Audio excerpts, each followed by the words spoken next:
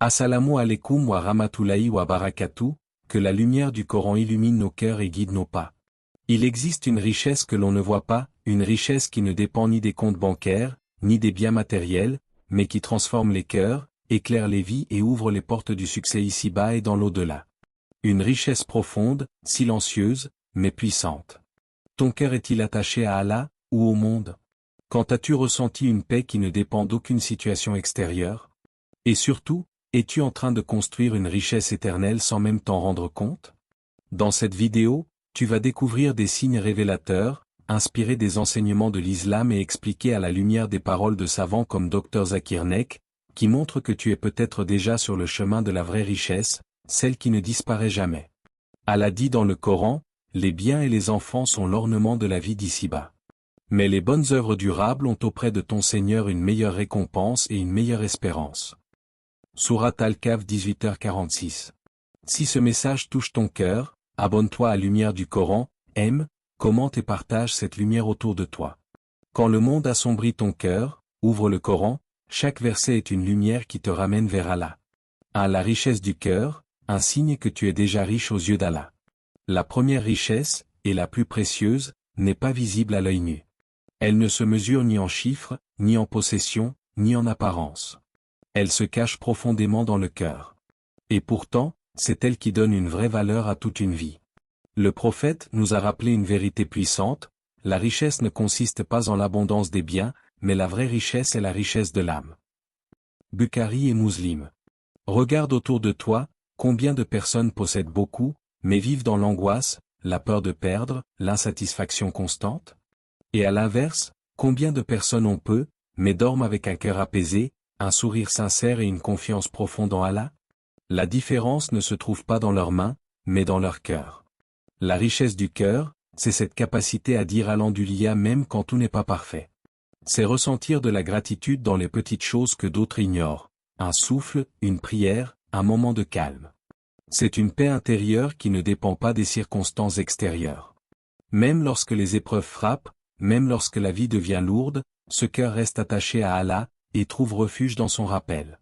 Allah dit dans le Coran, ceux qui croient et dont les cœurs se tranquillisent au rappel d'Allah. N'est-ce point par le rappel d'Allah que se tranquillisent les cœurs? Sourate Ar-Ra'd 13h28. Cette tranquillité, c'est une richesse. Une richesse que personne ne peut te voler.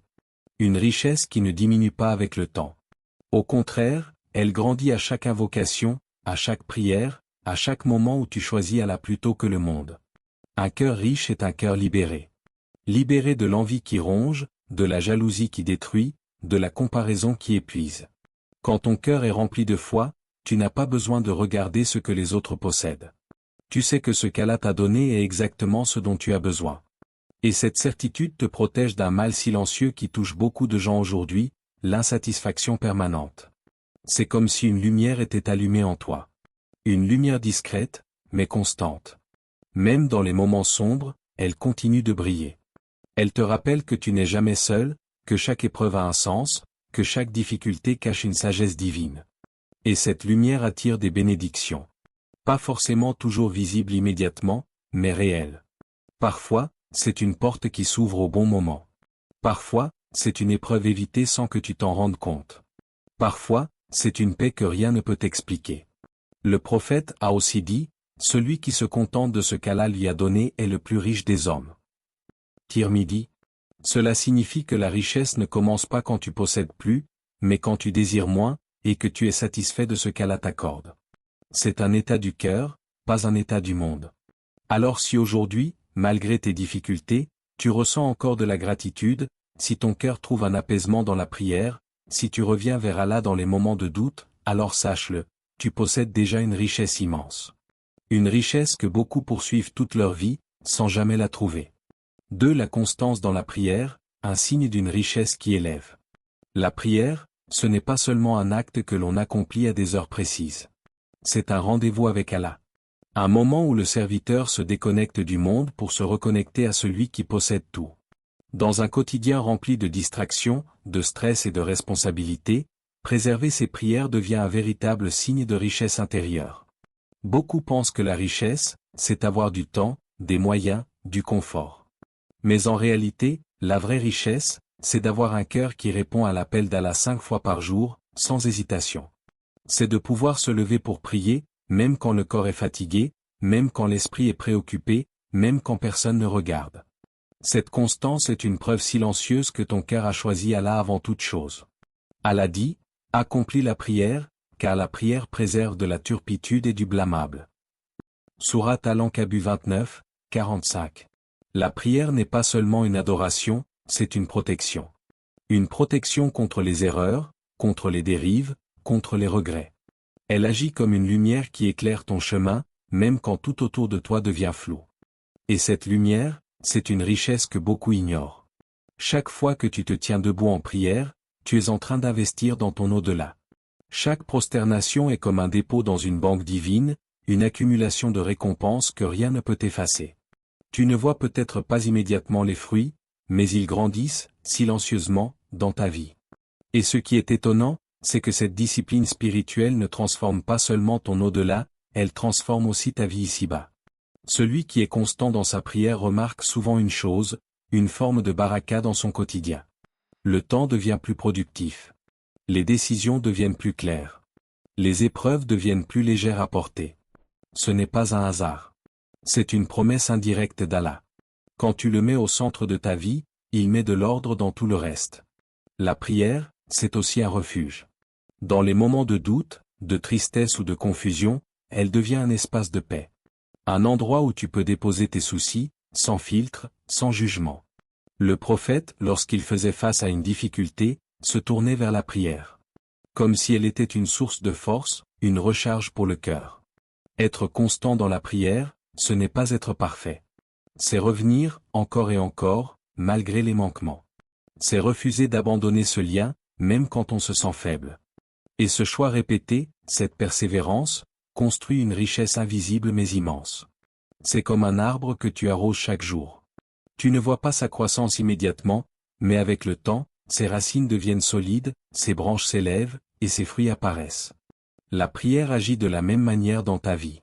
Et puis, il y a cette réalité profonde, celui qui est riche en prière ne se sent jamais seul. Peu importe ce qu'il traverse, il sait qu'il a toujours accès à Allah.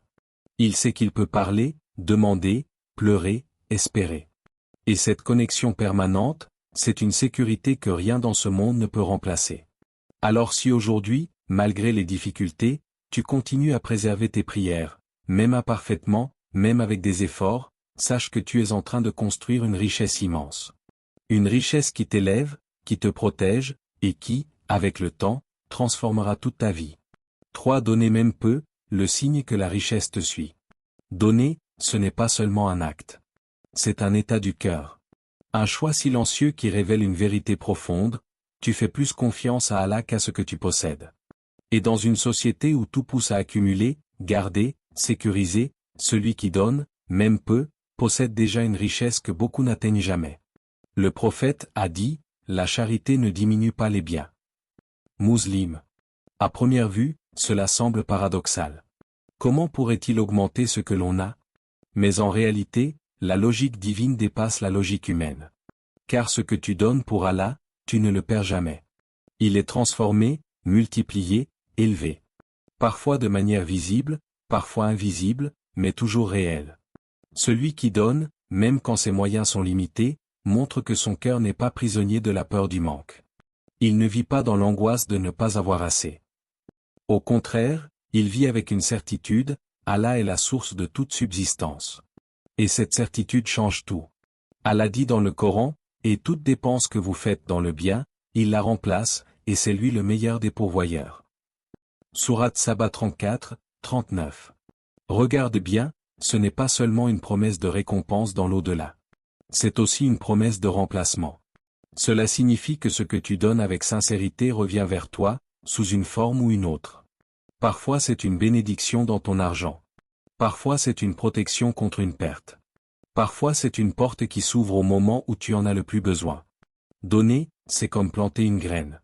Une toute petite graine, presque insignifiante. Mais lorsqu'elle est déposée dans un sol fertile, elle grandit, elle se multiplie, elle donne des fruits que tu n'aurais jamais imaginés. Et le sol fertile, c'est la sincérité. C'est l'intention pure de donner pour Allah, sans attendre en retour des gens. Le prophète nous a aussi enseigné que même un sourire est une aumône. Cela montre que la générosité ne dépend pas de la quantité, mais de l'intention. Tu peux donner peu, mais si cela vient d'un cœur sincère, cela a une valeur immense auprès d'Allah. Et il y a une autre dimension à cela, une dimension intérieure. Quand tu donnes, tu ressens quelque chose de particulier. Une légèreté. Une paix. Une satisfaction profonde. Ce n'est pas une perte, c'est une libération. Tu te libères de l'attachement excessif au bien, tu te libères de l'égoïsme, tu te rapproches d'Allah. C'est comme si ton cœur respirait mieux. Et plus tu donnes, plus cette sensation grandit. Tu réalises que la vraie richesse n'est pas dans ce que tu gardes, mais dans ce que tu es capable d'offrir. Car ce que tu gardes peut disparaître, mais ce que tu donnes pour Allah reste pour toujours. Il y a des personnes qui attendent d'être riches pour donner. Mais en réalité, c'est souvent l'inverse. Ce sont ceux qui donnent qui deviennent riches, d'une manière ou d'une autre. Pas forcément toujours en chiffres, mais en baraka, en paix, en ouverture, en opportunité. Donner attire la miséricorde d'Allah. Et quand la miséricorde d'Allah descend sur une vie, tout change. Alors si aujourd'hui, malgré tes moyens limités, tu ressens l'envie d'aider quelqu'un, de partager, de faire un geste, même petit, ne l'ignore pas. C'est un signe. Un signe que ton cœur est déjà en train de s'élever. Un signe que la richesse est en train de te suivre, discrètement, mais sûrement. 4. La patience dans les épreuves, une richesse invisible mais immense. Les épreuves font partie de la vie, personne n'y échappe. Mais ce qui fait la différence, ce n'est pas l'épreuve en elle-même, c'est la manière dont ton cœur y réagit. Beaucoup voient les difficultés comme un signe de perte, d'injustice ou même d'abandon. Pourtant, en islam, les épreuves peuvent être un signe d'amour d'Allah, une préparation à une élévation que tu ne pourrais atteindre autrement. La patience sabre n'est pas une simple attente. Ce n'est pas subir sans rien ressentir. C'est tenir bon avec foi, continuer à avancer même quand tout semble lourd, et garder confiance en Allah même quand tu ne comprends pas ce qui t'arrive. Et cette capacité, c'est une richesse immense. Allah dit, certes, avec la difficulté vient la facilité. Sourate Achar 94, 6. Remarque bien. Allah ne dit pas après la difficulté, mais avec. Cela signifie que même au cœur de l'épreuve, il existe déjà une forme de facilité cachée. Peut-être une leçon, peut-être une protection, peut-être une transformation intérieure. Mais pour l'avoir, il faut un cœur patient. Chaque difficulté que tu traverses avec foi agit comme une purification. Elle enlève les péchés, allège ton âme, et te rapproche d'Allah. Le prophète a dit que même une simple douleur efface des fautes. Alors imagine la valeur d'une épreuve supportée avec patience et confiance. C'est une richesse que personne ne voit, mais qui a un poids immense auprès d'Allah. Et il y a quelque chose de profond qui se passe en toi pendant ces moments. Ton cœur change. Il devient plus fort, plus lucide, plus détaché du monde. Les choses qui semblaient importantes perdent de leur poids, et ce qui est vraiment essentiel devient clair. C'est comme si l'épreuve te réveillait. Comme un diamant formé sous pression, ton cœur est en train d'être façonné. La pression est réelle, parfois douloureuse, mais le résultat est précieux. Un cœur plus pur. Une foi plus solide. Une relation plus sincère avec Allah. Beaucoup de personnes ne découvrent leur véritable force qu'à travers les épreuves. Avant, elles pensaient ne pas pouvoir supporter, et pourtant, avec l'aide d'Allah, elles tiennent. Elles avancent. Elles grandissent. Et dans ce processus, une richesse invisible se construit. Une richesse faite de résilience, de foi, de confiance. Une richesse qui ne dépend d'aucune situation extérieure. Car une fois que ton cœur a appris à s'accrocher à Allah dans la tempête, rien ne peut vraiment le briser. Et souvent, après la patience, viennent des ouvertures inattendues. Une solution que tu n'avais pas envisagée. Une porte s'ouvre soudainement. Une facilité qui remplace la difficulté. Mais même avant que ces ouvertures apparaissent, quelque chose de plus grand s'est déjà produit. Tu as changé intérieurement. Et ce changement, c'est déjà une victoire. Allah dit aussi, et Allah est avec les patients. Sourate Al-Baqarah 2, 153. Imagine cela, dans ton moment le plus difficile, tu n'es pas seul. Allah est avec toi. Il voit, il entend, il sait. Et cette présence, c'est une richesse que rien ne peut égaler. Alors si aujourd'hui tu traverses une épreuve, si ton cœur est lourd, mais que malgré tout tu continues à croire, à espérer, à patienter, sache que tu es en train de construire quelque chose de précieux. Une richesse que ni le temps, ni les pertes, ni les gens ne pourront enlever. 5. La confiance en Allah, Tawakkul, le signe ultime de richesse. Il existe un niveau de foi où le cœur ne tremble plus comme avant, non pas parce que la vie devient facile, mais parce qu'il a appris à faire confiance à Allah. Le Tawakkul, cette confiance profonde et sincère, est sans doute l'un des signes les plus puissants d'une richesse intérieure. Car faire confiance à Allah quand tout est clair, c'est facile. Mais lui faire confiance quand tout est flou, quand les réponses tardent, quand l'avenir est incertain, voilà la véritable richesse. Le Tawakkul, ce n'est pas abandonner les efforts. Ce n'est pas rester passif en attendant que tout tombe du ciel. Au contraire, c'est faire tout ce qui est en ton pouvoir, puis remettre le résultat entre les mains d'Allah, avec une certitude totale qu'il choisira ce qui est meilleur pour toi. Allah dit, et quiconque place sa confiance en Allah, il lui suffit. Sourate At-Talaq 65, 3. Cette parole est profonde. Elle signifie que lorsque tu atteins ce niveau de confiance, Allah devient suffisant pour toi. Tes peurs diminuent. Ton anxiété s'apaise. Ton cœur cesse de courir derrière le contrôle absolu, car il comprend que le contrôle appartient à Allah seul. Combien de personnes vivent dans l'angoisse du futur? Elles veulent tout prévoir, tout sécuriser, tout maîtriser, mais malgré cela, elles restent inquiètes. Pourquoi? Parce que le cœur ne trouve la paix que lorsqu'il s'appuie sur celui qui ne perd jamais le contrôle. Le Tawakkul te libère de cette prison. Quand tu fais confiance à Allah, tu apprends à lâcher prise sur ce que tu ne peux pas contrôler. Tu continues à avancer, à travailler, à faire des efforts, mais sans ce poids constant de peur. Tu sais que ce qui t'est destiné te trouvera, et que ce qui ne t'est pas destiné ne pourra jamais t'atteindre. C'est une paix profonde. Une stabilité intérieure. C'est comme marcher dans l'obscurité avec une lumière devant toi. Tu ne vois pas toute la route, tu ne sais pas exactement ce qui t'attend, mais tu avances avec confiance, parce que tu sais que cette lumière vient d'Allah. Et tant que tu la suis, tu es en sécurité. Le prophète nous a enseigné une image puissante du Tawakkul. Il a dit que si nous faisions confiance à Allah comme il se doit, il nous accorderait notre subsistance comme il le fait pour les oiseaux, ils sortent le matin le ventre vide, et reviennent le soir rassasiés. Ils ne connaissent pas leur provision à l'avance, mais ils avancent avec confiance. Voilà le Tawakkul. Ce n'est pas l'absence d'effort, c'est l'absence d'angoisse dans l'effort. Et cette qualité transforme la vie. Les épreuves deviennent plus légères. Les décisions deviennent plus sereines. Les pertes deviennent plus supportables. Car derrière chaque situation, il y a une certitude, Allah est en train d'agir. Et même si tu ne comprends pas maintenant, tu comprendras plus tard. Un cœur rempli de Tawakkul ne se brise pas facilement. Il peut être touché, attristé, testé, mais il ne s'effondre pas. Parce qu'il est attaché à une vérité immuable, Allah est sage, Allah est juste, Allah est miséricordieux. Et cette certitude, c'est une richesse que rien dans ce monde ne peut égaler. Tu peux perdre de l'argent, perdre des opportunités, perdre des choses matérielles, mais si tu as le Tawakkul, tu ne perds jamais tout. Car tu as ce lien invisible avec Allah qui te soutient, te guide et te relève. Alors si aujourd'hui, malgré l'incertitude, malgré les questions sans réponse, tu continues à faire confiance à Allah, tu continues à avancer sans abandonner, sache que tu possèdes quelque chose de rare. Une richesse profonde. Une richesse stable.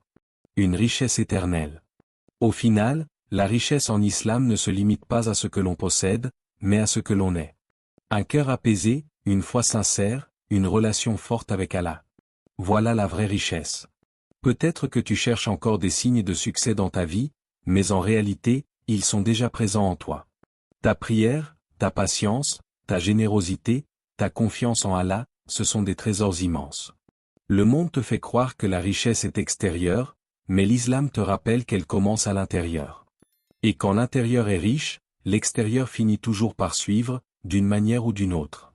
Alors aujourd'hui, prends un moment, réfléchis, et demande-toi, suis-je vraiment pauvre, ou suis-je déjà riche sans le savoir?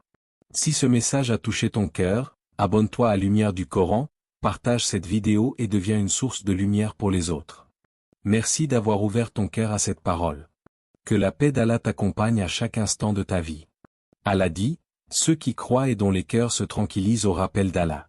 N'est-ce point par le rappel d'Allah que se tranquillisent les cœurs? Sourate Ar-Ra'd 13h28. Que ton cœur trouve cette paix, que ta vie soit remplie de baraka, et que ta richesse soit éternelle. Amma,